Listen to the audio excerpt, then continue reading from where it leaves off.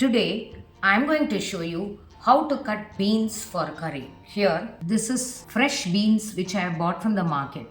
I've nicely washed it thoroughly and then now it's wiped it well. Now it's ready for cutting. I've divided it into two halves because I'm going to show you two styles of cutting. Here, you have to place the beans in such a way that this is the stalk portion and this is the end portion.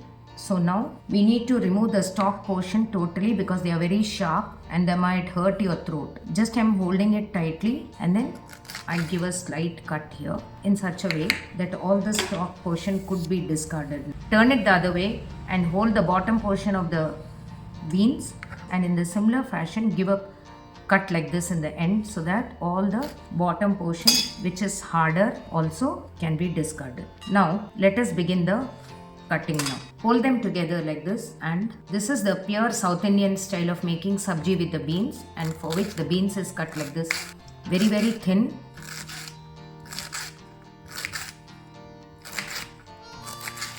Now collect them.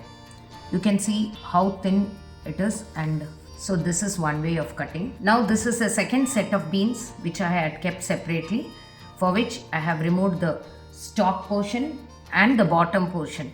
Now this is ready for the cutting in the second style. Now hold the beans everything together and then you can hold it tightly, and then instead of cutting it very close, you need to give big, leave distance and chop it like this in such a way that the pieces are this big. This is another style of cutting which is used in restaurants and even houses to make sabjis along with potatoes and mix it with other vegetables and cook. Now let me collect it.